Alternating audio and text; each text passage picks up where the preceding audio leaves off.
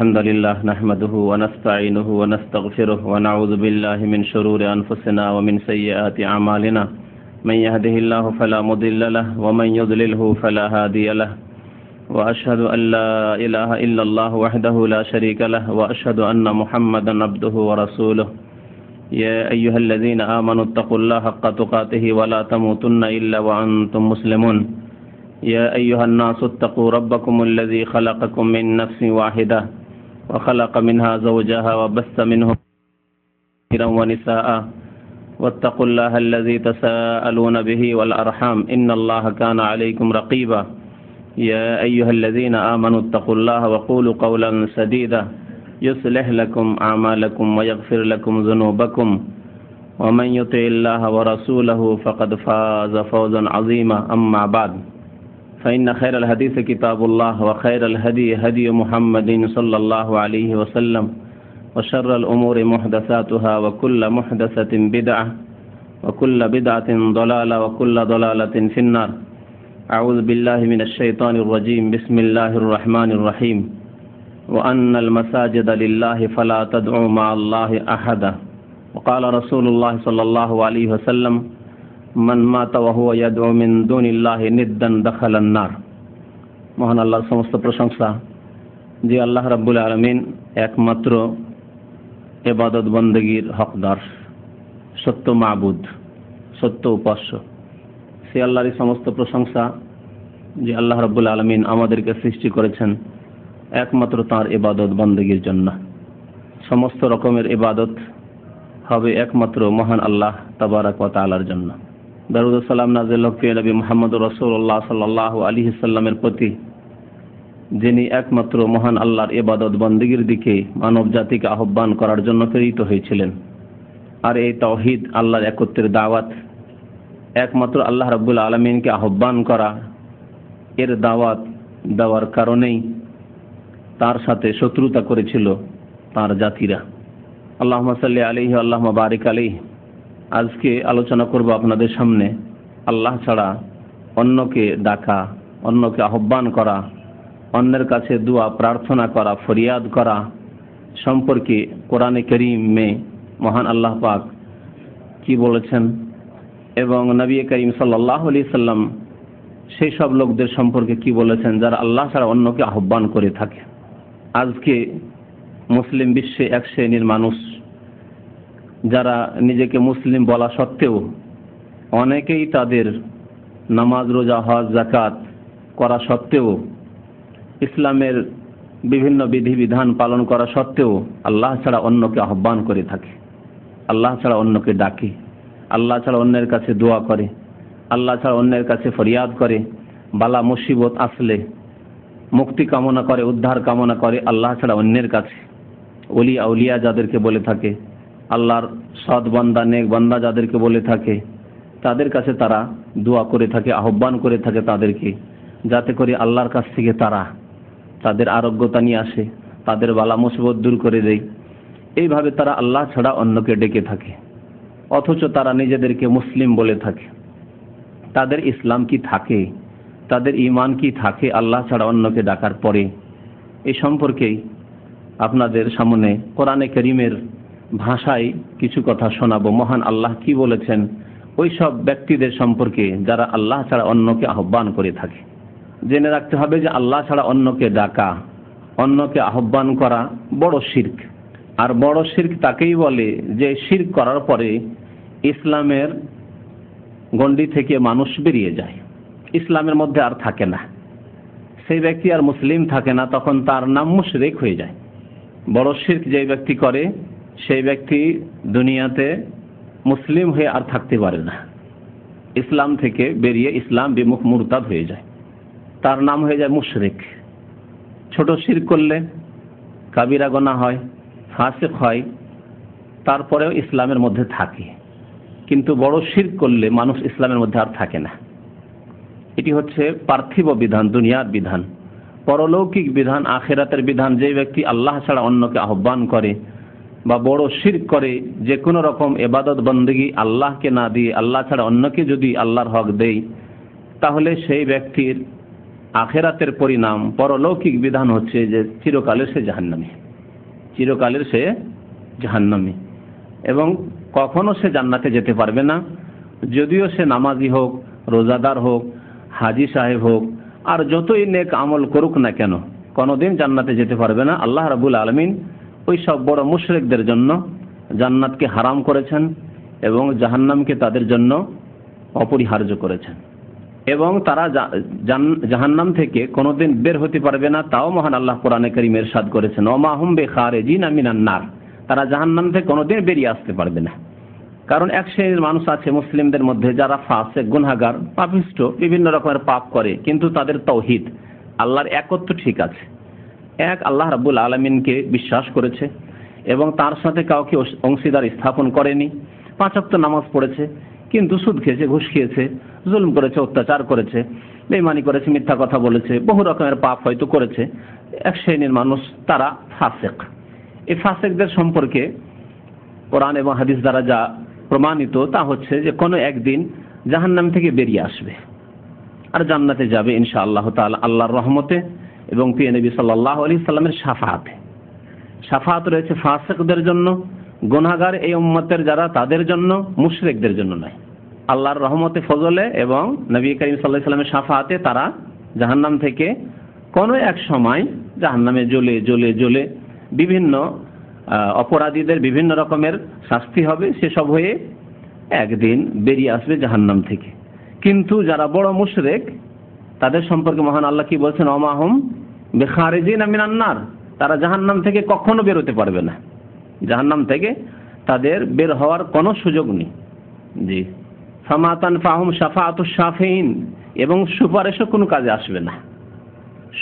সুপারিশকারীগণের সুপারিশও কোনোদিন তাদের জন্য কাজে আসবে না। সুতরাং এই আশা করা যে আমরা তো নবীর উম্মত, আমাদের জন্য নবীর তো সুপারিশ হবেই, আমরা তো ওলিয়া উলিয়ার সাথে মহব্বত করি, আমরা পীর সাহেবদের সাথে মহব্বত করি, সুতরাং তাদের শাফাআত তো হবে, আমরা তো বাবা মায়ের খেদমত করি, তাদের শাফাআত হবে, আমরা ছেলেকে হাফেজ করেছি, আলেম করেছি, তাদের শাফাআত হবে। এইরকম কথাবার্তা আমাদের বাজারে মুসলিম সমাজে ছড়িয়ে আছে। তাদের সম্পর্কে শুনে রাখুন কোরআনে কারীমের কথা, ফামা তানফাহুম শাফাআতুশ শাফিঈন, কোন সুপারিশকারীর সুপারিশ তাদের কাজে আসবে না। তাদের মুশরিকদের, যারা বড় শিরক করে মারা গেল, ওই অবস্থায় মারা গেল বিনা তওবায়। তো শিরক, বহু ধরনের শিরক রয়েছে, তার মধ্যে একটি ধরন হচ্ছে আল্লাহকে আহ্বান করার ক্ষেত্রে অন্যকে শরীক করা। দোয়ার ক্ষেত্রে, প্রার্থনার ক্ষেত্রে, ডাকার ক্ষেত্রে আল্লাহর সাথে সাথে আল্লাহকেও ডাকছে, হয়তো মোনাজাত করছে, দোয়া করছে, মসজিদে যখন করে তখন আল্লাহকে ডাকে। কিন্তু যখন ওরসে যায়, যখন মাজার জিয়ারতে যায়, তখন এই জন্য যায় না যে ওই মাজারওয়ালা কি অবস্থায় আছে, গুনাহগার হয়ে আছে, হয়তো কবরে আযাব আছে, সেই জন্য তার মুক্তির জন্য দোয়া করছে না, তার কাছে দোয়া করে যে হে পীর বাবা, আমাকে উদ্ধার করো, আমার বালা মুসিবত দূর করো, আমাকে সন্তান দান করো, আমার রোগ দূর করো, ইত্যাদি ইত্যাদি। দুনিয়া আখিরাতের বিভিন্ন কিছু তারা চেয়ে থাকে, এমনকি তাদের শাফাআত চেয়ে থাকে, তোমার শাফাআত, হে পীর বাবা তোমার শাফাআত দান করো। প্রিয় নবী সাল্লাল্লাহু আলাইহি সাল্লামের কবর মোবারকের কাছে এসে অনেক বিদআতীরা বলে, ইয়া রাসূলুল্লাহ, আপনি আমার জন্য শাফাআত করুন, শাফিনি ইয়া রাসূলুল্লাহ, হে আল্লাহ রাসূল আমার জন্য শাফাআত করুন। এই যে নবী করিম সাল্লাল্লাহু আলাইহি সাল্লামের কাছে, কবরের কাছে গিয়ে শাফাআত চাইলো, এটি জীবদ্দশায় নয়। সুতরাং এটি আল্লাহ ছাড়া অন্যকে আহ্বান করা, এগুলি হচ্ছে সমস্ত বড় শিরকের অন্তর্ভুক্ত। কোরআন এবং হাদিসে এই রকমের কোনো প্রমাণ নেই যে আপনি আল্লাহর নবীর কবর বলে আপনি যাবেন আর গিয়ে দরখাস্ত করি, ইয়া রাসূলুল্লাহ শাফাআত, ইয়া রাসূলুল্লাহ, হে আল্লাহ রাসূল আমার জন্য শাফাআত করবেন কাল কিয়ামতে, ইয়া রাসূলুল্লাহ আমাকে কাল কিয়ামতে উদ্ধার করবেন। না, বড় মুশরিক হয়ে যাবেন। আল্লাহ ছাড়া যে কাউকে ডাকেন না কেন। এ সম্পর্কে কিছু আয়াত, বহু আয়াত রয়েছে কোরআনে কারীমে। আয়াতগুলি সংগ্রহ করতে গিয়ে দেখলাম যে আয়াত যদি আপনাদেরকে শোনায় কোরআনে কারীমের, যে আল্লাহ ছাড়া অন্যকে, যেহেতু মুশরিকরা যুগে যুগে যত মুশরিক এসেছে আল্লাহ ছাড়া অন্যকে ডাকতো। নূহ আলাইহিস সালামের মুশরিকরা আল্লাহ ছাড়া অন্যকে ডাকতো, ইব্রাহিম আলাইহিস সালামের মুশরিকরা, পত্তলিকরা আল্লাহ ছাড়া অন্যকে ডাকতো, প্রিয় নবী মুহাম্মদ রাসূলুল্লাহ সাল্লাল্লাহু আলাইহি সাল্লামের জামানার মুশরিকরা আবু জাহল, আবু লাহাব আল্লাহ ছাড়া অন্যকে ডাকতো। দুই চারটি কিছু ইবাদত আছে যেগুলি আল্লাহর জন্য করতো, কিন্তু ডাকতো আল্লাহকে, আল্লাহ ছাড়া অন্যকে ডাকতো। দুই চারটি ইবাদত আল্লাহর জন্য করতো আর ডাকতো গায়রুল্লাহকে, আল্লাহ ছাড়া অন্যকে। সুতরাং আল্লাহ রাব্বুল আলামিন খুব বেশি সতর্ক করেছেন আল্লাহ ছাড়া অন্যকে আহ্বান করা সম্পর্কে। এবং ইরশাদ করেছেন যে ওর চাইতে বেশি পথভ্রষ্ট আর কেউ হতে পারে না যে ব্যক্তি আল্লাহ ছাড়া অন্যকে ডাকে। প্রথম একটি আয়াত শোনায় আপনাদেরকে সূরা হজ থেকে, আয়াত নম্বর 73। মহান আল্লাহ ইরশাদ করেছে, ইয়া আইয়ুহান নাস দরিবা মাসালুন ফাসতামিউ লাহ। তোমাদের কাছে একটি দৃষ্টান্ত পেশ করা হচ্ছে, তোমরা একটু শোনো। ইন্নাল্লাযীনা তাদউনা মিন দুনিল্লাহি লা ইয়াখলুকু যুবাবা। তোমরা আল্লাহ ছাড়া যাদের আহ্বান করে থাকো, ডেকে থাকো, দুই একটা নজির বলি, উদাহরণ বলি ডাকার। যখন আজমিরে যায় তখন ডাকে ইয়া খাজা বাবা মাদাদ। শুধু যায় নয়, দূর থেকেও ডাকে, হাজার হাজার মাইল দূর থেকেও ইয়া খাজা বাবা মাদাদ। জি, হাজার হাজার মাইল দূর থেকে। কোথায়? বাগদাদে অধিকাংশ মানুষ যায়নি, বাংলাদেশ ভারতের অধিকাংশ মানুষ বাগদাদ যায়নি, ওখান থেকেই ডাকে ইয়া কি বলে গাউসুল আজম মাদাদ। আর আমি এই চোখে দেখেছি মুসলিমদের বাসে, মুসলিমদের বাড়ি ঘরে, মুসলিমদের এমনকি মসজিদে পর্যন্ত দেখেছি, 5 তলা মসজিদের উপর লেখা থাকে ইয়া গাউসুল আজম মাদাদে। আরশি মশাই, হে মহান উদ্ধারকারী ইয়া গাউসুল আজম, সাহায্য করুন। মসজিদে আল্লাহর ঘরে লেখা আছে, বাসে লেখা আমি দেখেছি চোখে, ঘর বাড়িতে লেখা কবর পূজারীদের আমি দেখেছি। জি, আর ফাজাইলে আমলে আমি দেখেছি। আপনাদেরকে আর একটু বলি, ফাজাইলে আমলে আমি দেখেছি, ফাজাইলে দুরুদ উঠিয়ে দেখবেন মাওলানা জামি সাহেবের ফার্সি মসনবী অর্থাৎ কাসিদা কবিতা, তাতে দেখবেন প্রথম লাইন হিডিং হচ্ছে জামা হাজুরি জাবার হক আলম তারাহাম ইয়া নবী আল্লাহ তারাহাম। হে আল্লাহর নবী রহম করুন, হে আল্লাহর নবী রহম করুন। তারাহাম ইয়া নবী আল্লাহ তারাহাম, হে আল্লাহর নবী রহম করুন, হে আল্লাহর নবী দয়া করুন। বলুন এটি কি আল্লাহ ছাড়া অন্যকে ডাকা কি না? সরল ভাষায় বুঝেন, আল্লাহ ছাড়া অন্যকে ডাকা না আল্লাহকে ডাকা?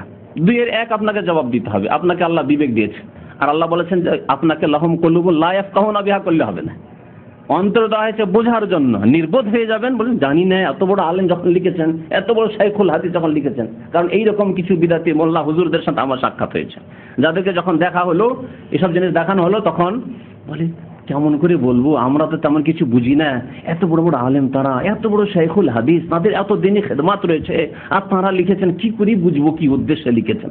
লা হাওলা ওয়ালা কুওয়াতা ইল্লা বিল্লাহ। ওয়া ইউদলিল্লাহু ফামা লাহু মিন হাদ। আল্লাহ যাকে গোমরাহ করে তাকে কোনো শক্তি হেদায়েত করতে পারবেন না। আপনি হ্যাঁ না জবাব দেন যে এটি আল্লাহকে ডাকা হইলো না রসুলকে ডাকা হইলো। তারাহাম ইয়া নবী আল্লাহ তারাহাম, হে আল্লাহর নবী রহম করুন, হে আল্লাহর নবী দয়া করুন। সরাসরি তারাহাম ইয়া নবী আল্লাহ, এই কথা না যে আসসালামু আলাইকা ইয়া নবী আল্লাহ। বলুন সালাম পেশ করুন। সালাম পেশ করলেন মানে তাহলে নবী করিম সাল্লাল্লাহু আলাইহি ওয়াসাল্লাম শান্তির মুখাপেক্ষী, তিনি দিতে পারেন না, আরো তিনি মুখাপেক্ষী শান্তি আল্লাহর পক্ষ থেকে নাজিল হবে, এর মুখাপেক্ষী আল্লাহর নবী। এই জন্য আসসালামু আলাইকা আইয়ুহান নবী, হে নবী আপনার উপর সালাম হোক। বুঝতে পারলেন আমার এই সূক্ষ্ম কথাটি কি না? আল্লাহর পক্ষ থেকে যখন সালাম পেশ করছেন, হে আল্লাহ তুমি নবীর ওপর সালাম বর্ষণ করো, তার মানে এই বিশ্বাস নিয়ে যে আল্লাহর নবী আল্লাহর পক্ষ থেকে শান্তি রহমত বরকতের মুহতাজ মুখাপেক্ষী। আল্লাহর শান্তি যদি না হয়, আল্লাহর বরকত না হয়, আল্লাহর রহমত না হয়, তো কেউ মুক্তি পেতে পারে না। যেমন কি প্রিয় নবী সাল্লাল্লাহু আলাইহি ওয়াসাল্লাম বলেছেন, ওয়ালা আনা, এমন কি আমি আল্লাহর রহমতের মুহতাজ, ইল্লা ইয়াতাগাম্মাদানি আল্লাহু বিরহমাতিন মিনহু ওয়া ফাদল। জি, কিন্তু আপনি যখন বললেন ইয়া নবী আল্লাহ আপনি রহম করুন, তখন তাকে রহমতের আধার বানিয়ে দিলেন, রহমতের মালিক বানিয়ে দিলেন, যে রহমত সেখান থেকে আসবে, নবী পাকের পক্ষ থেকে রহমত আসবে, তাই কিনা? তার কাছ থেকে আপনি কামনা করলেন, আল্লাহ ছাড়া অন্যকে আপনি ডাকলেন। তো আল্লাহ রাব্বুল আলামিন বলছেন যে ইন্নাল্লাযীনা তাদউনা মিন দুনিল্লাহ, নিশ্চয় আল্লাহ ছাড়া যাদেরকে ডেকে থাকো, ইন্নাল্লাযীনা তাদউনা মিন দুনিল্লাহ, নিশ্চয় আল্লাহ ছাড়া যাদেরকে ডেকে থাকো, লা ইয়াখলুকু যুবাবা, তারা একটি মাছিও সৃষ্টি করতে পারে না। আর শুধু তাই নয়, আল্লাহ বলছেন লাই, মানে কখনো একটি মাছি সৃষ্টি করতে পারবে না। এমন নয় যে সায়েন্স টেকনোলজির উন্নতি হয়ে গেছে, আজকাল দেখছেন কত উন্নতি, আর কত দ্রুত বেগে উন্নতি হচ্ছে, আপনি চিন্তাই করতে পারেন না। হ্যাঁ, তো এমন নয় যে কোনো এক যুগে সায়েন্স আর টেকনোলজি উন্নতি করার পরে কোনো মানুষ, কোনো শক্তি, কোনো দেশ, কোনো ওলি, কোনো পীর, কোনো মুর্শিদ একটি মাছি সৃষ্টি করে দেবে। লা ইয়াখলুকু যুবাবা, কখনো। লান নিয়ে এসে কিয়ামত পর্যন্ত এই ঘোষণা আল্লাহর পক্ষ থেকে চ্যালেঞ্জ, যে যাদেরকে তোমরা ডেকে থাকো, আহ্বান করে থাকো, সে আব্দুল কাদের জিলানী হোক, আর খাজা মঈনুদ্দিন চিশতি হোক, আর তারপরে বাকি সারা পৃথিবীর যে কেউ হোক না কেন, নবী হোক আর ওলি হোক আর রসুল হোক, কেউ হোক না কেন, লা ইয়াখলুকু যুবাবা, একটি মাছিও সৃষ্টি করতে পারে না, কখনো না। ওয়ালা ইজতামাউ লাহু, একা একা হইতে পারে না, কিন্তু সবাই মিলে হইতে পারে। কেউ কিছু বুদ্ধি দিল, কেউ কিছু বুদ্ধি দিল, কেউ কিছু ক্ষমতা লাগালো, হতে পারে কিনা? যেমন একটি যদি যুদ্ধ হয়, তো যুদ্ধতে একটি দেশ পেরে উঠবে না, কিন্তু 10টি দেশে একদিকে হয়ে গেলে হয়তো পেরে যেতে পারে যুদ্ধের ক্ষেত্রে। তো আল্লাহ বলছেন যে সারা পৃথিবীর সমস্ত ওলি আর নবীকে এক জায়গায় করে দাও, যাদেরকে তোমরা ডেকে থাকো, আহ্বান করে থাকো। ওয়ালা ইজতামাউ লাহু, সারা বিশ্বের নবী ওলি সব যদি এক হয়ে যায় যে আমরা একটি মাছি সৃষ্টি করব, লাই ইয়াখলুকু যুবাবা ওয়ালা ইজতামাউ লাহু। আরো আল্লাহ বলছেন তা তো পারবেন, ওয়ান ইয়াসলুবহুম যুবাবু শাইআন, মাছি সৃষ্টি করতে পারল না। মাছি এসে আল্লাহ ছাড়া অন্য যাদেরকে দেখে থাকো, ওলি হোক আর রসুল হোক আর কেউ হোক, যদি মাছি এসে তার পাশে এসে ভ্যান ভ্যান করে, তো মাছিটিকে তাড়াতেও পারবে না। তাদের সামনে যেসব নজর নিয়াজ রেখে থাকো, ওরসের মেলায় নজর নিয়াজ রাখা হয় না? খাসি মোরগ জবাই করা হয় না? হয় না? ভিড় ভাড় শুরু হয়ে যায়। তো খাসি মোরগ যে গরু জবাই করা হচ্ছে, ওই গোস্তগুলি যদি মাছিতে উঠিয়ে নিয়ে যায়, রক্ত যদি উঠিয়ে নিয়ে যায়, তাহলে তোমার যে ওলিকে তুমি ডেকে থাকো, তোমার যে নবী যাকে ডেকে থাকো, সে ওই মাছির কাছ থেকে ছাড়িয়ে নিতেও পারবে না যে গোস্তটা নিয়ে যাচ্ছে মাছিতে বা রক্ত নিয়ে যাচ্ছে, তো নিয়ে যেতে দেবো না, মাছিটাকে তাড়াও। এর উদাহরণ দিই যে আপনার কাছে একটি যদি মাছি এসে ভ্যান ভ্যান করে নাকের কাছে, তো মাছিটা তাড়াতে পারবেন? পারবেন না? পারবেন না? প্রত্যেকে পারবেন না। কিন্তু আল্লাহ ছাড়া যত কিছু রয়েছে আর যে কেউ রয়েছে পৃথিবীতে, সবাই ইন্তেকাল করেছে, বিদায় নিয়েছে। তাদের পাশে এসে যদি মাছি একটা ভ্যান ভ্যান করে, মাছিটাকে তাড়াতে পারবে? মাছি যদি কিছু নিয়ে যায়, তো মাছিকে ধরতে পারবে? এই কেন নিয়ে যাচ্ছ? আল্লাহ বলছেন ওয়াই ইয়াসলুবহুম যুবাবু শাইআন, তাদের কাছ থেকে একটা মাছি যদি কিছু কেড়ে নিয়ে চলে যায়, লা ইয়াস্তানকিযু মিনহু, তার কাছ থেকে উদ্ধার করতে পারবে না, মাছির কাছ থেকে উদ্ধারও করতে পারবে না। রাউফাত তালিব ওয়াল মাতলুব, আল্লাহ বলছেন যে এই ব্যক্তি আহ্বানকারী সে কত অসহায়, দুর্বল, আর যার কাছে আহ্বান করা হচ্ছে আল্লাহকে বাদ দিয়ে সে কত অসহায়। আল্লাহু আকবার, কত মূল্যবান কথা। যাওফাত তালিব ওয়াল মাতলুব, যে দোয়া করছে আল্লাহ ছাড়া অন্যের কাছে, ইয়া গাউসুল আজম মাদাদ, কত অসহায়, কত জাহেল মূর্খ যে আল্লাহ ছাড়া অন্যের কাছে ডাকছে। আকীদার দিক দিয়ে অসহায়, আর এমনিতে তো অসহায় আছি, কিন্তু আকীদা আমলে কত অসহায় একজন মুশরিক, কত অসহায় অবস্থায় জাহান্নামে লাঞ্ছিত হয়ে অপদস্থ হয়ে যাবে। আর মতলুব যার কাছে চাইছে সে কত অসহায় যে সে একটা মাছিকেও দূর করতে পারে না। তার কাছে চাইছে, অসহায়ের কাছে অসহায় কামনা করে? না শক্তিশালী যিনি আলা কুল্লি শাইইন কাদির, যিনি সর্বশক্তিমান, তার কাছে আহ্বান করতে হবে, তার কাছে দোয়া করতে হবে। মহান আল্লাহ আরো ইরশাদ করেছেন সূরা আরাফে, আয়ুশরিকুনা মা লা ইয়াখলুকু শাইআন ওয়া হুম ইখলাকুন, তারা শিরিক করে থাকে আল্লাহর সাথে, অংশীদার স্থাপন করে থাকে এমন বস্তুকে বা এমন ব্যক্তিকে, মা লা ইয়াখলুকু শাইআন, যারা কিছুই সৃষ্টি করতে পারে না, যারা কিছুই সৃষ্টি করতে পারে না, ওয়া হুম ইখলাকুন, বরং তারা সৃষ্ট, তাদেরকে সৃষ্টি করা হয়েছে, তারাকে সৃষ্টি করা হয়েছে। মুহাম্মদ রাসূলুল্লাহ সাল্লাল্লাহু আলাইহি ওয়াসাল্লামকে আল্লাহ সৃষ্টি করেছেন, জিলানীকে আল্লাহ সৃষ্টি করেছেন, চিশতিকে আল্লাহ সৃষ্টি করেছেন, রেফাইকে আল্লাহ সৃষ্টি করেছেন, শাহজালালকে আল্লাহ সৃষ্টি করেছেন, সবকে আল্লাহ সৃষ্টি করেছেন। ওয়া হুম ইখলাকুন, তাদেরকে সৃষ্টি করা হয়েছে। ওয়ালা ইস্তাতিউনা লাহুম নাসরা, তারা নিজেদেরও সাহায্য করতে পারে না, তাদেরও সাহায্য করতে পারে না। ওয়ালা আনফুসাহুম ইয়ানসুরুন ওয়ালা ইস্তাতিউনা লাহুম নাসরা, যারা আহ্বান করেছে তাদেরও সাহায্য করতে পারে না, আর নিজেদেরও সাহায্য করতে পারে না। যাদেরকে ডাকছো নিজেকে বিপদ থেকে উদ্ধার করতে পারে না, নিজের যে কি অবস্থা আছে আল্লাহই ভালো জানে তাদের। কারণ এমন কিছু মাজার আছে, এমন কিছু মাজার আছে, প্রথম কথা তাতে কিছুই নেই, একবারে ভুয়া, শুধু স্বপ্ন। কোন এক যুগে স্বপ্নের কথা একটা বাজার ছেড়ে দেওয়া হয়েছে যে আল্লাহর ওলি এখানে শুয়ে আছে। আর এমন আছে যাদেরকে ওলি মনে করা হয়েছে, আর তারা ছিল গাঁজাখোর। জি, সত্য কথা, এগুলো গাঁজাখোর ছিল। এখনো বহু গাঁজাখোর যাদেরকে মনে করা আল্লাহর ওলি, চুলে জট পড়ে গেছে, আর পাক নাপাকি কিছু নেই, গোসল নেই, ওযু নেই, তাহারাত নেই, কিচ্ছু নেই, মহিলা নোংরা আছে, এরা হচ্ছে দরবেশ আল্লাহর ওলি। জি, তো এইরকম লোক মারা গেছে আর তাদের কবরে পূজা হয়েছে। মানসুর হাল্লাজের মতো, যে নিজেকে বলতো আনাল হক, আমি তো আল্লাহ, আমি আল্লাহ, আনাল হক, আল্লাহ আর আমায় কোনো পার্থক্য নেই, যিনি আল্লাহ তিনি আমি, সে আল্লাহর ওলি। আর তার সম্পর্কে আমার দেশের বড় বড় আলেমরা লিখেছে, মানসুর হাল্লাজ রহমতুল্লাহি আলাই। আল্লাহু আকবার। সারা বিশ্বের ওলামারা তার যুগের লানাতুল্লাহি আলাই করে দিয়ে তাকে হত্যার একমত হয়ে সব কুফরির ফতোয়া দিয়ে তাকে হত্যা করা হলো। আর আজকালকার এক শ্রেণীর বিদাতীরা, যাদেরকে শাইখুল হাদিস বলা হয়, আল্লামা বলা হয়, আর তারা বলছে মানসুর হাল্লাজ রহমতুল্লাহি আলাই, ইবনে আরবি রহমতুল্লাহি আলাই। লা হাওলা ওয়ালা কুওয়াতা ইল্লা বিল্লাহ।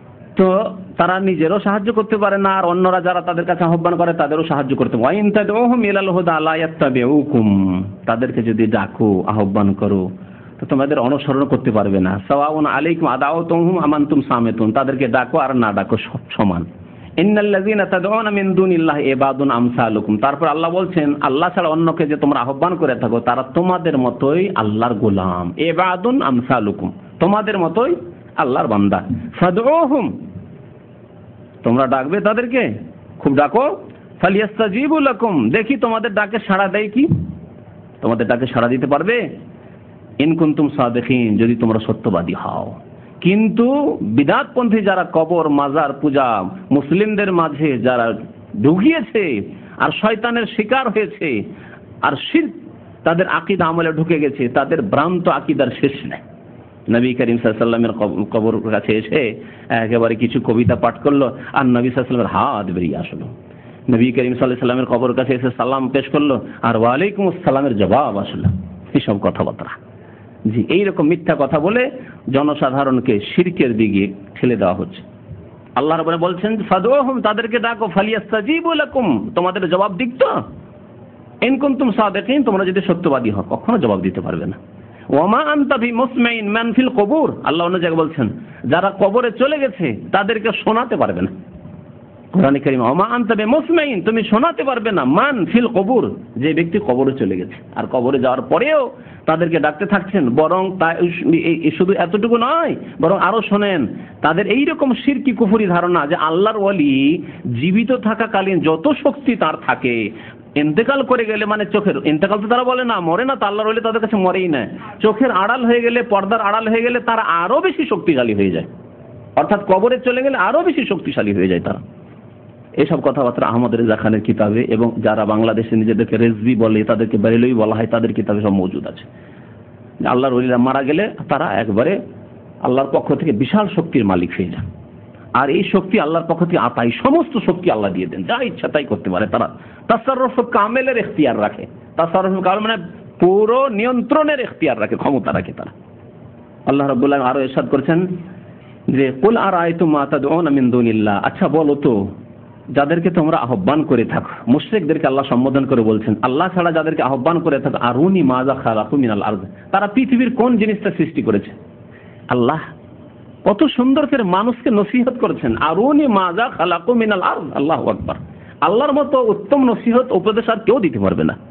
আচ্ছা দেখাও তো দেখি, মাজা খালাকু মিনাল আরদ, পৃথিবীর কোন বস্তুটি সৃষ্টি করেছে। জিলানি কোনটা সৃষ্টি করেছে দেখাও তো।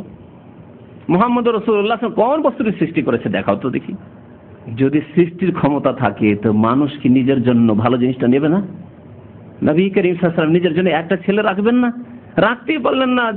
জন্ম নিল আর মারা গেল, জন্ম নিল আর মারা গেল, জন্ম নিল আর মারা গেল, কাসেম মারা গেল, ইব্রাহিম মারা গেল, আব্দুল্লাহ মারা গেল, হ্যাঁ, হাসান শহীদ হয়ে যাচ্ছেন, হোসেন শহীদ হয়ে যাচ্ছেন, তাদের যে গন্তব্যস্থান সেখানে পৌঁছতে পারছেন না, তাদের যে আশা আকাঙ্ক্ষা যে দিনকে শক্তিশালী করব, হককে ন্যায়কে প্রতিষ্ঠিত করব, তা করতে পারছেন না।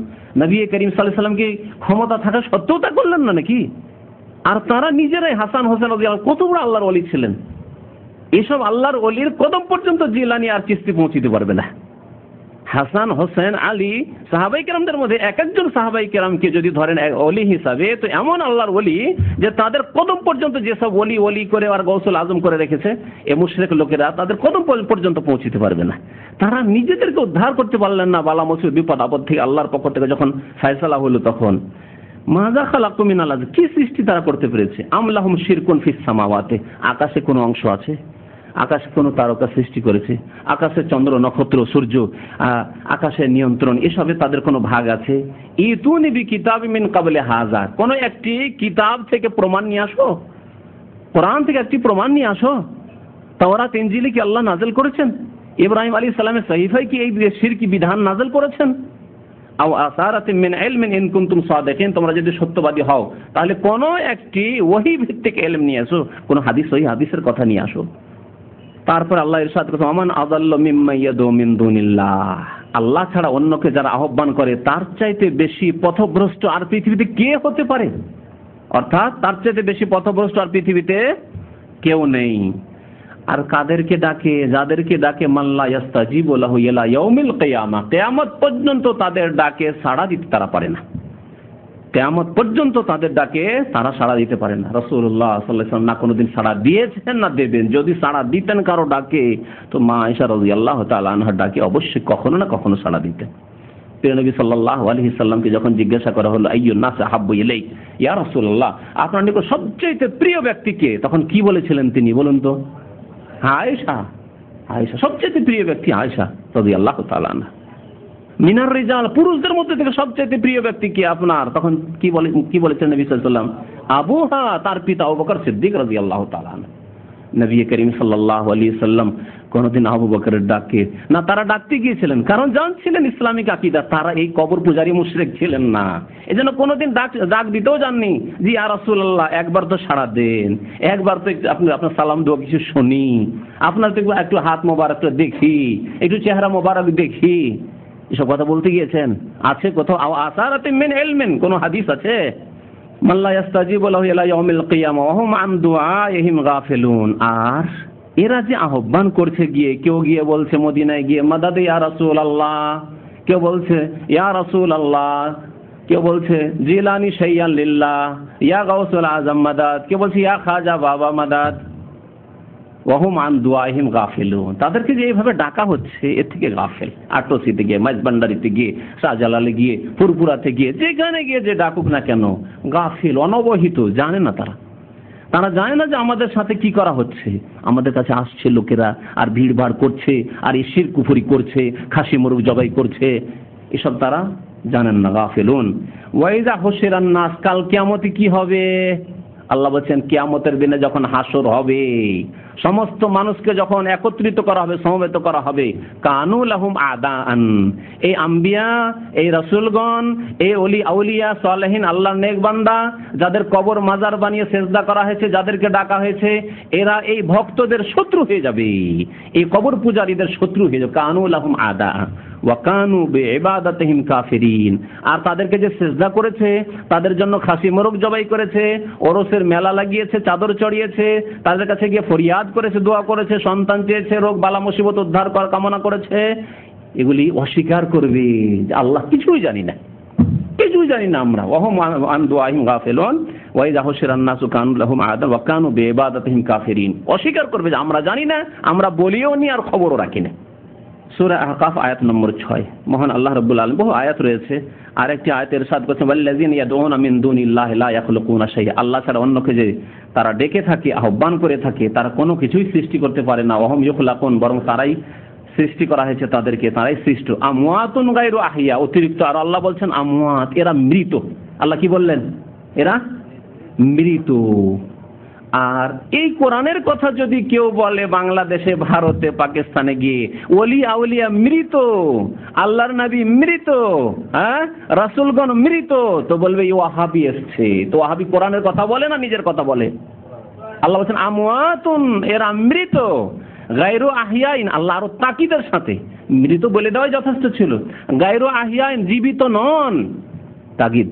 তাগিদের জন্য আমরা এরকম করি না? যাবে, যেতেই হবে, ভুলবে না, বলি না? একটাই কথা, কত রকম করি তাগিদের জন্য। আল্লাহ বলছেন আমওয়াতুন গায়রু আহিয়া, তারা মৃত, জীবিত নন তারা। এই কথা ভাবিও না যে তারা জীবিত। তারপরে যদি বলে হায়াতুন নবী, ওলি আউলিয়া মরেও মরেন না, আরো শক্তিশালী হয়ে যান, কত বড় কুফরি শিরকি কথা। তাহলে আল্লাহ ছাড়া অন্যকে আল হাই বানিয়ে দিলেন না, চিরঞ্জীব বানিয়ে দিলেন না, মুশরিক হয়ে গেলেন না? ওমা ইয়াশউরুনা আইয়ানা ইউবাসুন, আর তারা জানেনও না যে কখন তাদেরকে উত্থিত করা হবে, কাল কিয়ামতের জন্য কবর থেকে উঠানো হবে, এ কথাও জানেন না। আল্লাহু আকবার। আল্লাহ বলছেন মুহাম্মদ রাসূলুল্লাহ সাল্লাল্লাহু আলাইহি ওয়াসাল্লাম জানেন না যে কবর থেকে কখন ওঠার আদেশ হবে, যে ওঠো কিয়ামত হয়ে গেছে, পশ্চিম দিক থেকে সূর্য উঠে গেছে, হে জিলানী ওঠো, হে আবু হানিফা ওঠো, শাফি ওঠো, মালিক ওঠো, আহমদ ওঠো, ইবনে তাইমিয়া ওঠো, কেউ জানে না। ওমা ইয়াশউরুনা আইয়ানা ইউবাসুন, তারা জানেন না যে কখন তাদেরকে উত্থিত করা হবে। সূরা নাহল আয়াত নম্বর 21। আল্লাহ রাব্বুল আলামিন আরো ইরশাদ করেছেন সূরা ফাতির আয়াত নম্বর 14, যালিকুমুল্লাহু রাব্বুকুম লাহুল মুলক। আল্লাহ সেই জাত, সেই সত্তা যার জন্য সমস্ত কিছুর মালিকানা, সার্বভৌমত্ব তার, সবকিছুর মালিক তিনি। ওয়াল্লাযিনা তাদউনা মিন দুনিহি মা ইয়ামলিকুনা মিন কিতমির, আর আল্লাহকে বাদ দিয়ে যাদেরকে আহ্বান তোমরা করে থাকো, যাদেরকে ডেকে থাকো তারা খেজুরের যে বীজটা আছে না, বিচিটা, খেজুরের বিচির ওপর পাতলা একটা কি থাকে, আবরণ থাকে, তার উপর পাতলা, কত পাতলা, একেবারে চিকন হালকা। মায়ামিলুকুন মিন কিতমির, সেটারও মালিক না, সেটার মালিকও না জিলানী, চিশতি, মুহাম্মদ সাল্লাল্লাহু আলাইহি সাল্লাম, কেউ এসবের মালিক নয়, সমস্ত কিছুর মালিক আল্লাহ। ইন তাদউহুম, আল্লাহ বলছেন তাদেরকে যদি ডাকো, বলো মাদাদ ইয়া রাসূলুল্লাহ, মাদাদ ইয়া জিলানী, এভাবে যদি ডাকো, তারাহাম ইয়া নবী আল্লাহ তারাহাম, লা ইয়াসমাউ দুআকুম, তোমাদের আহ্বান দোয়া শোনেন না, তারা তোমাদের দোয়া শোনেন না। হে খাজা বাবা আমার জন্য সুপারিশ করবেন, হয়তো তার কাছে চাইলেন না, মানে কিছু চাইলেন না, বলে আল্লাহর কাছে আপনি সুপারিশ, এই কথা বললেন। হে বড় পীর সাহেব আমার জন্য একটু সুপারিশ করবেন, আমার ছেলে মেয়েদের জন্য একটু সুপারিশ করিয়েন আল্লাহর দরবারে, এই কথা বললেন। লা ইয়াসমাউ দুআকুম, তোমাদের আহ্বান তারা শোনেন না। ওয়ালাউ সামিউ, আল্লাহ বলছেন যে কিছুক্ষণের জন্য একবার ধরেই নিলাম যে শোনে, যদি শুনে, মাস্তাজাবু লাকুম, তোমাদের জবাব দিতে পারে না। যদি শুনিয়েও দেন আল্লাহ রাব্বুল আলামিন কোন কথা, তাহলে তোমাদের ডাকে সাড়া দিতে পারেন না। মাস্তাজাবু লাকুম ওয়া ইয়াউমাল কিয়ামাতি ইয়াকফুরুনা বিশিরকিকুম, আর কিয়ামতের দিনে তোমাদের শিরকে তারা অস্বীকার করবেন যে আমরা বলিনি। জিলানী বলবেন আল্লাহ আমি বলিনি, চিশতি বলেন আল্লাহ আমি বলিনি, মুহাম্মদ রাসূলুল্লাহ সাল্লাল্লাহু আলাইহি ওয়াসাল্লাম বলেন আল্লাহ আমি এসব কথা বলিনি, আমি তাওহীদের দাওয়াত নিয়ে এসেছিলাম। কোরআনে কারীমে মওজুদ আছে স্পষ্ট ভাষা ঈসা আলাইহিস সালাম সম্পর্কে, যেহেতু খ্রিস্টানরা ঈসা আলাইহিস সালামের পূজা শুরু করেছে, ঈসা আলাইহিস সালামের মা মারইয়াম আলাইহিস সালামের পূজা শুরু করেছে, তাই আল্লাহ রাব্বুল বলছেন কাল কিয়ামতে ঈসা আলাইহিস সালামকে ডেকে আল্লাহ জিজ্ঞেস করবে, ওয়াইজ ক্বাল আল্লাহু ইয়া ঈসা ইবনে মারইয়াম, হে মারইয়ামের সন্তান ঈসা, আনতা কুলতা লিন-নাস, তুমি কি মানব জাতিকে, খ্রিস্টান জগৎকে বলেছিলে, এই তৃতীয়বাদে বিশ্বাসী মুশরিকদেরকে বলেছিলে, ইত্তাখিযুনি ওয়া উম্মিয়া ইলাহাইন মিন দুনিল্লাহ, আমাকে এবং আমার মাকে আল্লাহ ছাড়া উপাস্য বানিয়ে নিয়ে আমাদেরও পূজা করিও, এই কথা বলেছিলে? আল্লাহ জিজ্ঞাসা করবেন। ঈসা আলাইহিস সালামকে জিজ্ঞাসা করবে শাসনমূলক নয়, ঈসা আলাইহিস সালামকে জিজ্ঞেস করবেন খ্রিস্টানদেরকে, খ্রিস্টান পাদ্রীদেরকে, জাহিল মূর্খদেরকে, এই মুশরিকদেরকে দেখানোর জন্য যে দেখো কত মিথ্যুক তোমরা, তোমাদের ধর্ম কত মিথ্যা ধর্ম।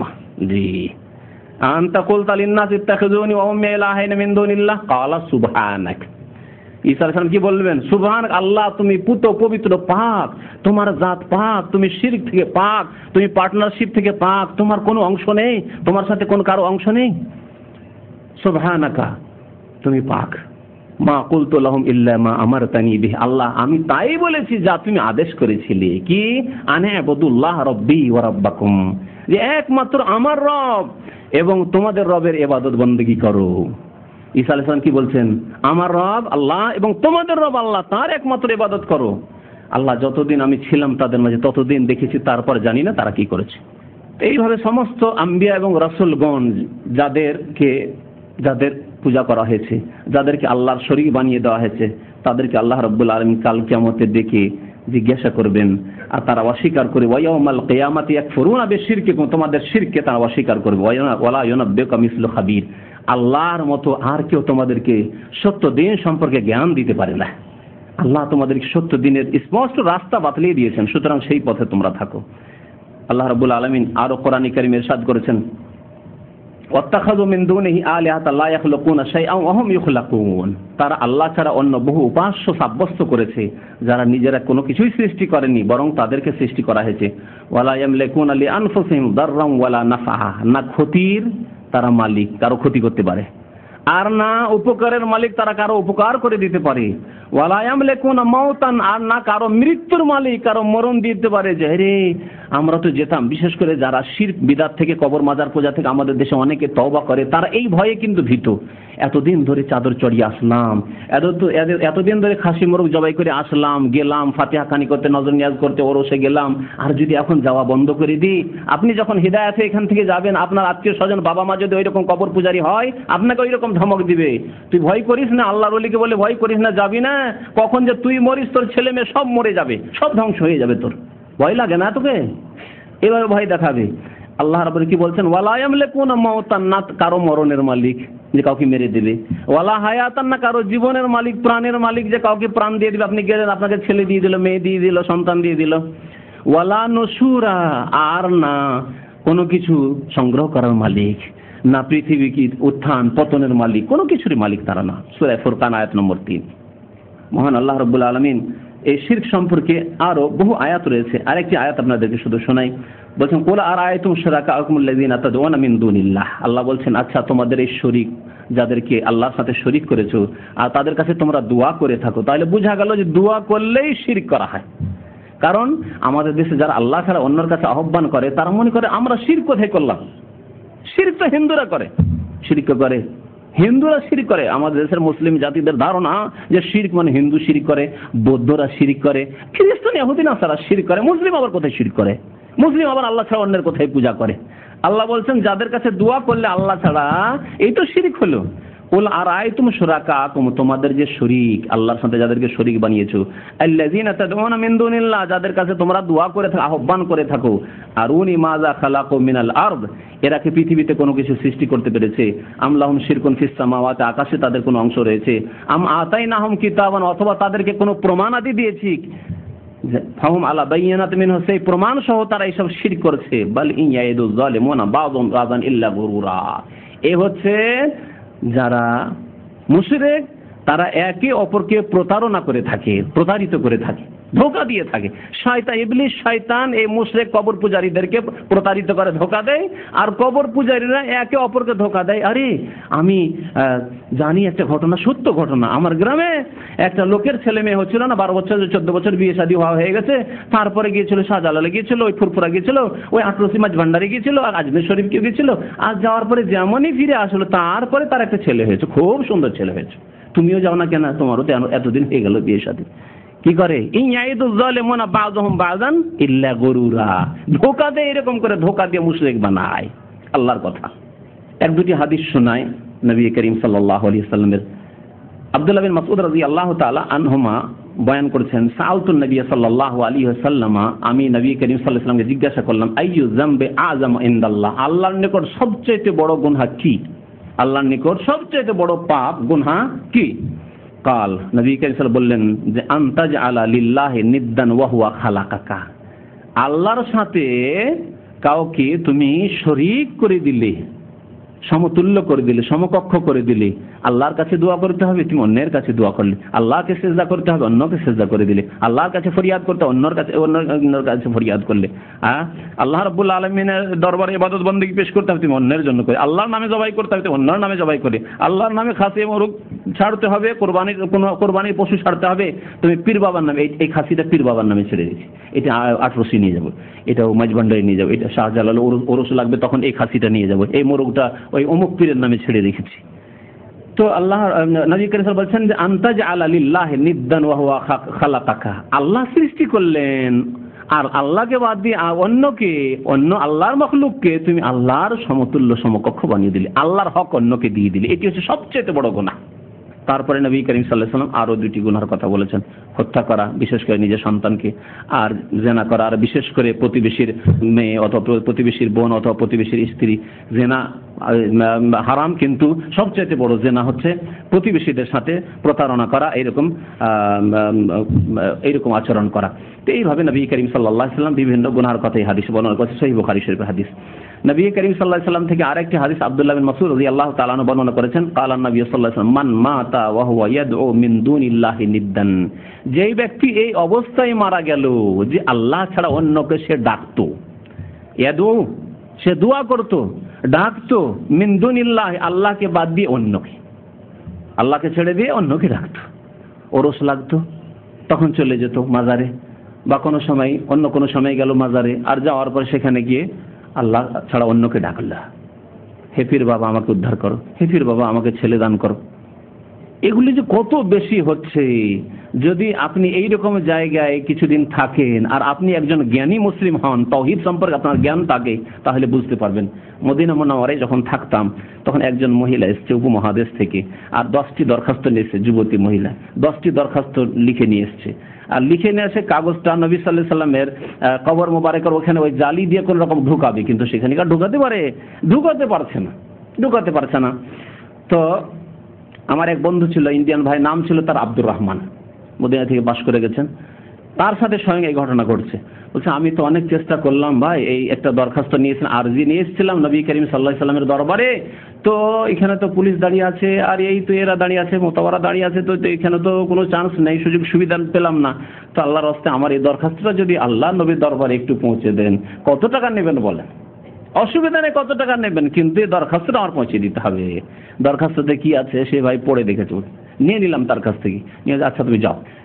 দরখাস্ততে ইয়া রাসূলুল্লাহ, আল্লাহর নাম নেই তাতে।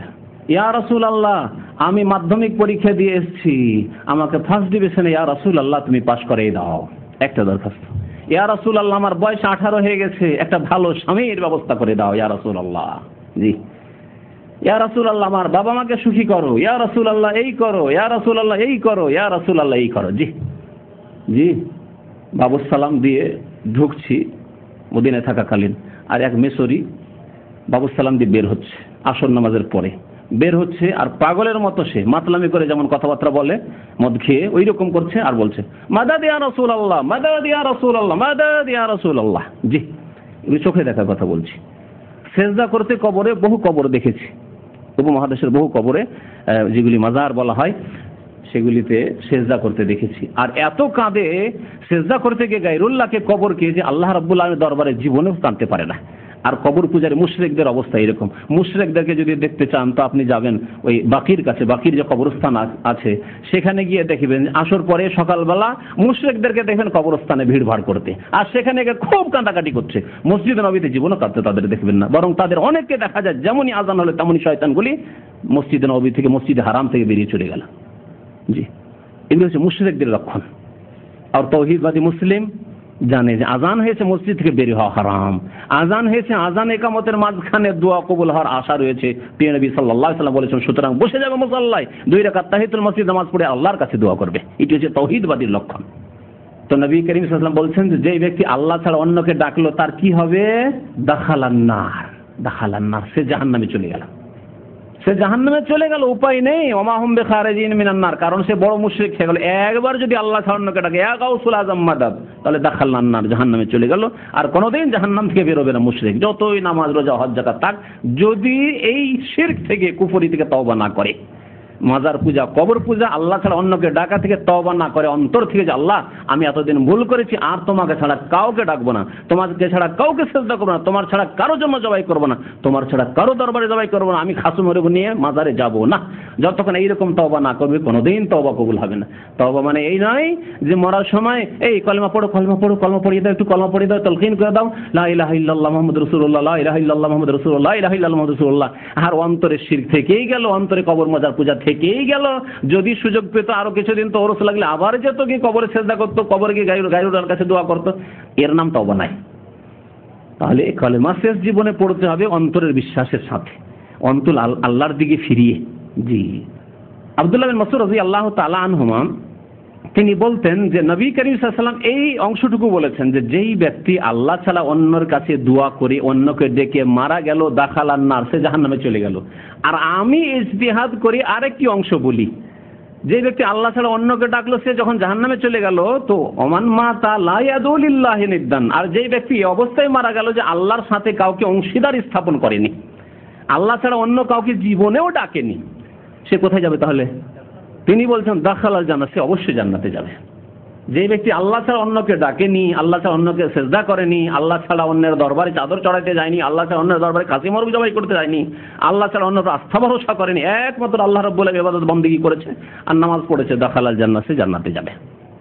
আবু মুসা আশআরী রাদিয়াল্লাহু তাআলা আনহু, সহিহ মুসলিম শরীফের হাদিস, বলছেন যে কালা রাসূলুল্লাহ সাল্লাল্লাহু আলাইহি ওয়াসাল্লাম, নবী করিম সাল্লাল্লাহু আলাইহি ওয়াসাল্লাম ইরশাদ করেছেন, মা আহাদুন আসবারু আলা আযান ইয়াসমাহু মিনাল্লাহি তাআলা। আমরাও ধৈর্য ধরে থাকি, কিন্তু আমাদের ধৈর্য যে কত অল্প ধৈর্য, যে সামান্যতে অধৈর্য হয়ে যায়, হয় না? ভালো ভালো শিক্ষিত মানুষ সামান্য কথায় আমরা অধৈর্য হয়ে যাই, সামান্য ব্যাপারে অধৈর্য হয়ে যায়।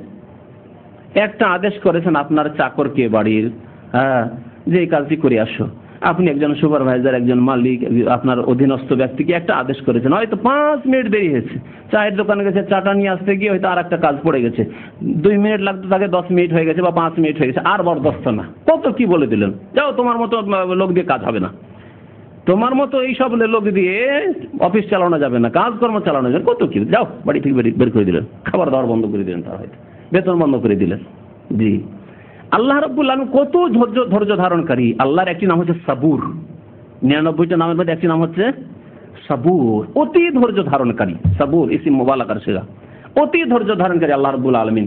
নবী করিম সাল্লাল্লাহু আলাইহি ওয়াসাল্লাম বলছেন যে আল্লাহর চাইতে বেশি ধৈর্য ধারণকারী আর কেউ নেই। কত ধৈর্য ধারণকারী যে ইন্নাহুম ইয়াজআলুনা লিল্লাহি নিদ্দান, এক শ্রেণীর মানুষ, বরং আজ অধিকাংশ মানুষ, সব যুগে মুশরিকদের সংখ্যা বেশি থেকে গেছে, কাফেরের সংখ্যা বেশি থেকে গেছে।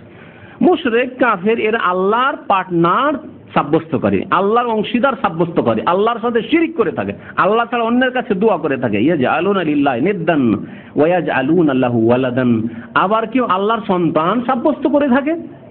খ্রিস্টানেরা ঈসা আলাইহিস সালামকে আল্লাহর সন্তান সাব্যস্ত করে, সান অফ গড করে দিল। ইহুদিরা বলল ওযাইর ইবনুল্লাহ, ওযাইর আল্লাহর পুত্র। মক্কার মুশরিকরা বলতো যে আল মালায়েকা বানাতুল্লাহ, ফেরেশতারা হচ্ছে আল্লাহর মেয়ে, আল্লাহর জন্য ছেলে মেয়ে সন্তান সন্ততি সাব্যস্ত করে এই কাফের মুশরিক ইহুদি নাসারা পত্তলিকরা। অথচ আল্লাহ রাব্বুল কি করছেন? তাদের রিজিক বন্ধ করছেন না।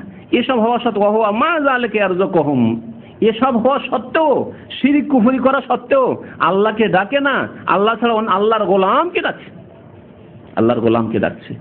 উলামায়ে কেরামরা এর একটি উদাহরণ দিয়েছেন। উদাহরণটি খুব সহজ উদাহরণ, যে আপনার চোখের সামনে আপনার আদেশ না শুনে আপনি একজন মালিক, আপনি বাড়ির মালিক হন, আর রাষ্ট্রের মালিক হন, আর আপনি কোন একটা ডিস্ট্রিক্টেরই মালিক হন, আর একটি গ্রামের মালিক হন, আপনি বা অঞ্চলের মালিক, চেয়ারম্যানই হন, আর আপনার বাড়ির চাকর যদি আপনার এলাকার লোকেরা আপনার চাকরের কথা শুনে, আপনার বাড়ির লোকেরা, আপনার স্ত্রী আপনার কথা না শুনে আপনার চাকরের কথা শুনে, আপনার হাউস ড্রাইভার আছে, হাউস ড্রাইভারের কথা শুনে আপনার কথা শুনে না, রাখবেন স্ত্রীকে? হ্যাঁ, আপনার ছেলে মেয়েরা যদি এরকম করে রাখবেন, তাদেরকে খরচ খরচা দেবেন তাদেরকে? কখনো না। আর আল্লাহর সাথে কি করছেন? আল্লাহর গোলাম সব, নবী হইলেও আল্লাহর গোলাম, রাসূল হইলেও আল্লাহর গোলাম, ওলি হইলেও আল্লাহর গোলাম, আলেম হইলেও আল্লাহর গোলাম, জাহেল হইলেও আল্লাহর গোলাম, বান্দা। আর আল্লাহর বান্দাকে ডাকছেন ইয়া গাউসুল আজম মাদাদ, ইয়া চিশতি মাদাদ, তারাহাম ইয়া নবী আল্লাহ তারাহাম। নবী করিম সাল্লাল্লাহু আলাইহি ওয়াসাল্লাম বলছেন ওয়া হুয়া মা যালিকা, আল্লাহ রাব্বুল আলামিনকে বাদ দিয়ে অন্যকে ডাকছে এরা। কত ধৈর্য ধারণ করছেন আল্লাহ, যে তাদেরকে রিজিক দান করছেন, ইয়ারযুকুহুম ওয়া ইউআফিহিম, তাদেরকে সুস্থ রাখছেন। এমন না যে ঠিক আছে খাসিস, তোর জমি জায়গা আছে, নাই খাসিস, তুই চাকরি করছিস, বেতন পাচ্ছিস, ঠিক আছে, কিন্তু তোর শ্বাস বন্ধ করে দেবো। কোত্থেকে নিয়ে আসবি? তোর শ্বাস কফিল দেবে? হ্যাঁ, তোর বাবা দেবে? বাবার না হয় জমি পেয়েছিস, শ্বাস প্রশ্বাসটা কে দেবে তোর? হ্যাঁ, এই যে নিঃশ্বাস কোথা থেকে? আল্লাহর কাছ থেকে। তাও তো বন্ধ করছেন না, আল্লাহ সুস্থ রাখছেন। ইউআফিহিম ওয়া ইউতিহিম, আল্লাহ দিতেই থাকছেন, নেতৃত্ব দিচ্ছেন, মালিকানা দিচ্ছেন, কত কি আল্লাহ রাব্বুল আলামিন দিতেই আছেন। কত যে আল্লাহ ধৈর্য ধারণকারী। আল্লাহ রাব্বুল আলামিন যেন আমাদেরকে শিরক বিদআত থেকে তওবা করার তৌফিক দান করেন, আমাদেরকে ছোট শিরক, বড় শিরক, সমস্ত রকমের প্রকাশ্য গোপনীয় সমস্ত শিরক থেকে আল্লাহ বেঁচে থাকার যেন তৌফিক দান করেন। আল্লাহ রাব্বুল আলামিন শিরক সম্পর্কে আমাদেরকে জ্ঞান হাসিল করে তাদের থেকে সতর্ক হওয়ার যেন তৌফিক দান করেন। আল্লাহ আমাদেরকে আমাদের সার্বিক জীবনে তাওহীদ, আল্লাহর একত্ব প্রতিষ্ঠা করার যেন তৌফিক দান করেন। আল্লাহ রাব্বুল আলামিন আমাদেরকে যেন দুনিয়াতেও কল্যাণ দান করেন, আখিরাতেও কল্যাণ দান করেন, জাহান্নাম থেকে যেন মুক্তি দান করেন।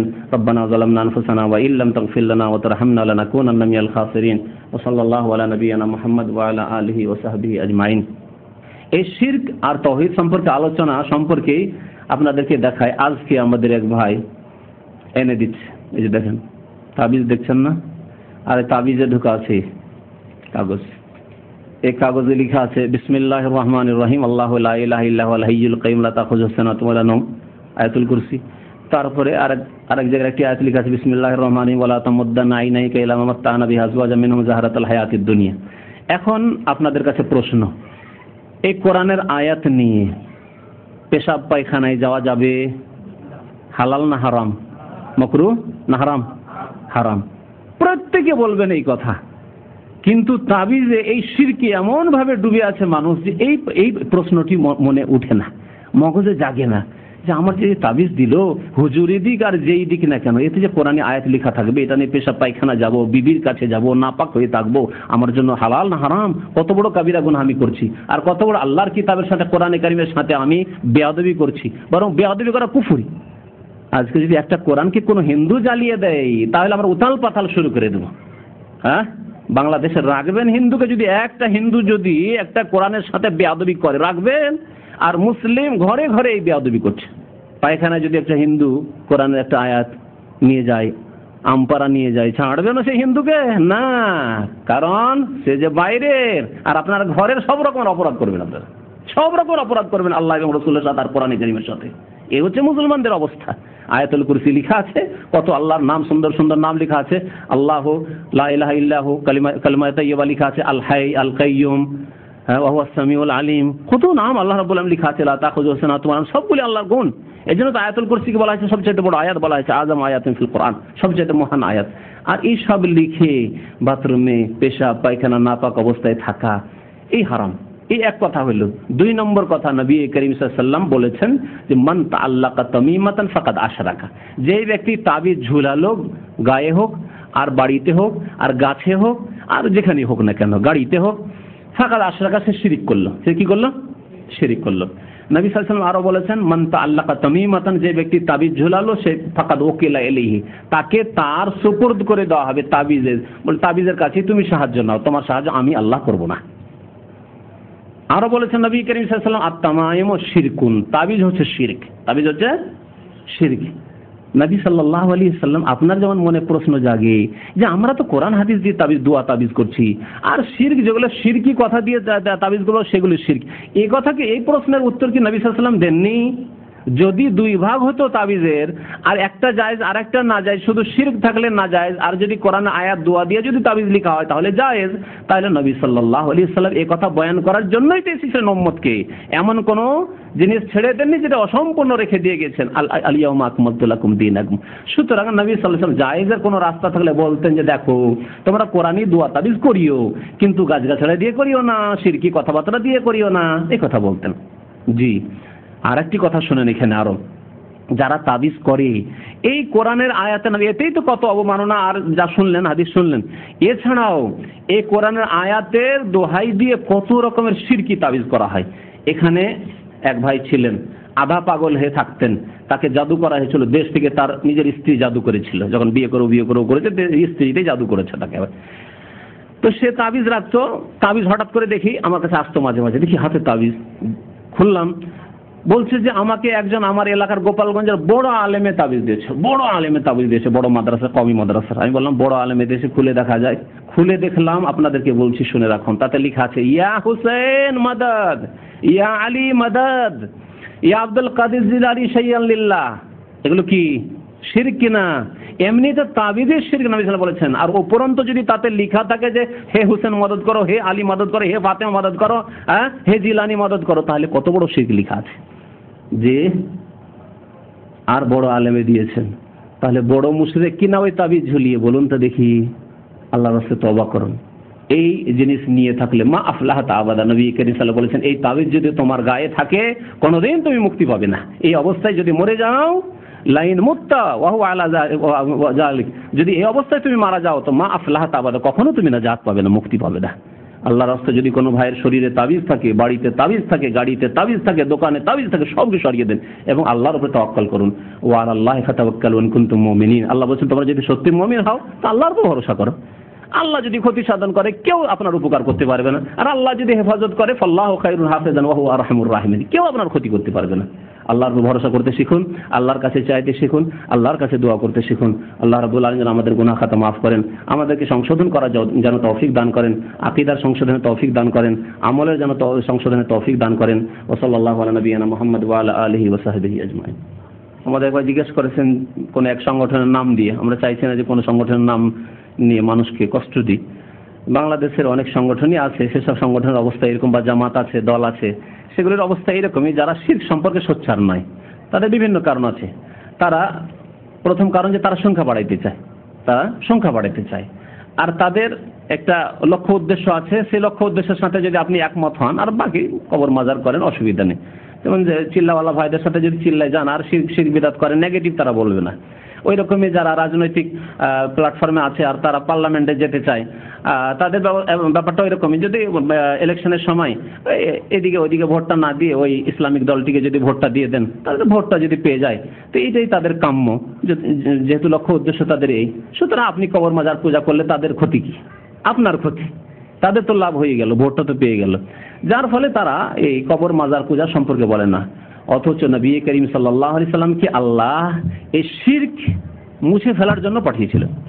শুধু নবী কেন, সমস্ত আম্বিয়াকে আল্লাহ রাব্বুল আলামিন তাওহীদুল উলুহিয়াত প্রতিষ্ঠার জন্য পাঠিয়েছিলেন। কারণ রুবুবিয়ত তারা মানতো যে বড় আল্লাহ, ওই সৃষ্টিকর্তা তো আল্লাহ। মক্কার মুশরিকরা মানতো, নূহ আলাইহিস সালামের যুগের লোকেরাও মানতো, মুশরিকরাও মানতো। কিন্তু মানতো না কি, যে পূজা ইবাদত আল্লাহ ছাড়া অন্যের করা যাবে না, এই কথা মানতো না। তারা বলতো না, এরা ওলি আউলিয়া, এরা সৎ বান্দা, এদের যদি ইবাদত বন্দেগী করি, তাহলে এদের পূজা পাঠ করি, এদেরকে ডাকি, এদেরকে সেজদা করি, তো আল্লাহ পর্যন্ত পৌঁছে দিবে। আর এই ধারণা রয়েছে কবর মাজার পূজারীদের, যারা আমাদের দেশে নিজেদেরকে মুসলিম বলে থাকে। সুতরাং মনে রাখবেন যে আম্বিয়া এবং রাসূলদের দাওয়াতের উদ্দেশ্য হচ্ছে আল্লাহর তাওহীদ উলুহিয়ত ইবাদত প্রতিষ্ঠা করা, একমাত্র আল্লাহর জন্য ইবাদতকে সুনির্দিষ্ট করা। আর শিরক, যত রকমের শিরক, সে পুতুল পূজারই শিরক হোক আর কবর পূজারই শিরক হোক, সমস্ত রকমের শিরককে পৃথিবী থেকে একেবারে শেষ করা, এই ছিল আম্বিয়াদের মিশন। মানে প্রশ্নটা এই আছে, খোলাসা খুব লম্বা করে লিখেছেন, ছোট করে লিখলেই হতো যে ফরজ নামাজ শেষ হয়ে যাওয়ার পর আমি সুন্নাত পড়ছি, এই সময় একজন লোক ভাবলো যে হয়তো আমি ফরজ পড়ছি অথবা সুন্নাত পড়ছি, তারপর আমার সাথে জামাতে লেগে গেল, তাহলে আমার করণীয় কি? আপনার করণীয় কিছু নেই, আপনি নামাজ আপনার পড়তে থাকেন, আর ও ইক্তেদা আপনার করলো, তাতে কোনো অসুবিধা নেই, কোনো অসুবিধা নেই। সুন্নাতের পিছনে ফরজ নামাজ চলবে, নবী করিম সাল্লাল্লাহু আলাইহি ওয়াসাল্লাম থেকে প্রমাণ আছে। মুআয ইবনে জাবাল রাদিয়াল্লাহু তাআলা আনহু এশার নামাজ নবী সাল্লাল্লাহু আলাইহি ওয়াসাল্লামের পিছনে পড়তেন, পড়ার পরে আবার নিজের মহল্লায় পাড়ায় গিয়ে ওখানকার লোকদেরকে নামাজ পড়াইতেন। তো মুআয ইবনে জাবালের নফল নামাজ হতো, আর ওখানকার মুসাল্লিদের, পাড়ার লোকদের ফরজ নামাজ হতো। তাহলে বোঝা গেল যে সুন্নাত বা নফলের পিছনে ফরজ ব্যক্তি কি করতে পারবে? ইক্তেদা বা অনুকরণ করতে পারবে, অনুসরণ করতে পারবে। সুতরাং ওই রকমই আপনি সুন্নাত পড়ছেন, যদিও জেনে শুনে সুন্নাতের সাথে লাগার কোনো প্রয়োজন নেই, আলাদা করে লাগুক, কিন্তু যদি লেগে যায় ইনশাআল্লাহ তারও নামাজ হয়ে যাবে, আপনারও নামাজ হয়ে যাবে। এই ক্ষেত্রে তার অবগতির জন্য যদি আওয়াজ উঁচা করতে হয়, তাকবীর উঁচা করতে হয়, তাও করবেন, কোনো অসুবিধা নেই। জি, নবী করিম সাল্লাল্লাহু আলাইহি ওয়াসাল্লামের এই দোয়া করবেন। আরো দোয়া রয়েছে নামাজের শেষে, সালামের পূর্বে আত্তাহিয়াত এবং দুরুদ পড়ার পরে নবী করিম সাল্লাল্লাহু আলাইহি ওয়াসাল্লাম যে দোয়া শিখিয়েছেন, যে দোয়া মাসুরা, আর আমাদের উপমহাদেশের বিশেষ করে বাংলার মানুষরা এই দোয়া মুখস্থই করে না। দোয়া মুখস্থ করে আল্লাহুম্মা ইন্নী যালামতু নাফসি যুলমান কাসীরা ওয়া লা ইয়াগফিরু যুনুবা ইল্লা আনত ফাগফিরলি মাগফিরাতাম মিন ইনদিকা ওয়ারহামনি ইন্নাকা আনতাল গাফুরুর রহিম। অধিকাংশ মানুষের এই দোয়া মুখস্থ আছে, নামাজি যারা। আর নামাজি ছোটকাল থেকে নামাজ পড়ে যাচ্ছে, কিন্তু এত গুরুত্বপূর্ণ দোয়া সহিহ মুসলিম শরীফে নবী করিম সাল্লাল্লাহু আলাইহি ওয়াসাল্লাম শিখে সেই দোয়া মুখস্থ নেই। আল্লাহুম্মা ইন্নী আউযু বিকা মিন আযাবিল কবরি ওয়া আউযু বিকা মিন আযাবিজ জাহান্নাম ওয়া আউযু বিকা মিন ফিতনাতিল মাসিহিদ দাজ্জাল ওয়া আউযু বিকা মিন ফিতনাতিল মাহইয়া ওয়াল মামাত ওয়া আউযু বিকা মিনাল মাসামি ওয়াল মাগরাম। এই মাগরাম মানে হচ্ছে, এটি হচ্ছে আমাদের বিষয়বস্তু। মাগরাম মানে হচ্ছে ঋণ। আল্লাহ তোমার আশ্রয় গ্রহণ করি মাসাম, গুনাহ থেকে এবং ঋণ থেকে, আল্লাহ ঋণ মুক্ত যাতে থাকতে পারি। আর একটি দোয়া রয়েছে নবী করিম সাল্লাল্লাহু আলাইহি ওয়াসাল্লাম ঋণ মুক্ত হওয়ার জন্য, বা যাতে করে আপনার উপর ঋণ না আসে, কারো কাছ থেকে ঋণ না নিতে হয়, ঋণের বোঝা কাঁধে না নিতে হয়, আর ঋণ আসলেও যাতে করে তাড়াতাড়ি নামিয়ে দিতে পারেন এই দায়িত্ব। আল্লাহ মাগফিনি বিহালালিকা আন হারামিক ওয়া আগনিনি বিফাদলিকা আম্মান সিওয়াক। হে আল্লাহ, আল্লাহ মাগফিনি বিহালালিক, হে আল্লাহ আমার জন্য হালাল রিজিককে যথেষ্ট করো, আন হারামিক তোমার হারাম থেকে বাঁচিয়ে রেখে, হারাম থেকে বাঁচিয়ে রেখে হালাল আমার জন্য যথেষ্ট করো। ওয়া আগনিনি বিফাদলিকা, আর তোমার অনুগ্রহে, তোমার ফজল করমে আমাকে সচ্ছল করে দাও, আম্মান সিওয়াক তোমার ছাড়া অন্য মানুষ থেকে। আল্লাহ কারো যেন মুখাপেক্ষী না হয়, কারো দ্বারস্থ না হয়, কারো কাছে ঋণ করজ না নিতে হয়, কারো বোঝা যেন কাঁধে না চেপে যায়। ওয়া আগনিনি বিফাদলিকা আম্মান সিওয়াক। আল্লাহ যেন আমাদেরকে নেক আমলের তৌফিক দান করেন, আল্লাহ আমাদের গুনাহ খাতা যেন মাফ করে দেন, আল্লাহ আমাদেরকে ঋণ থেকে বেঁচে থাকার তৌফিক দান করেন।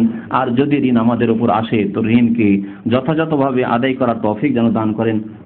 একটি গুরুত্বপূর্ণ প্রশ্ন করা হয়েছে আমাদের ভাইয়ের পক্ষ থেকে, টাকা হাওলাত দিয়ে মানে ধার দিয়ে ধানের বাজার হিসাবে টাকা নেওয়া যাবে কি?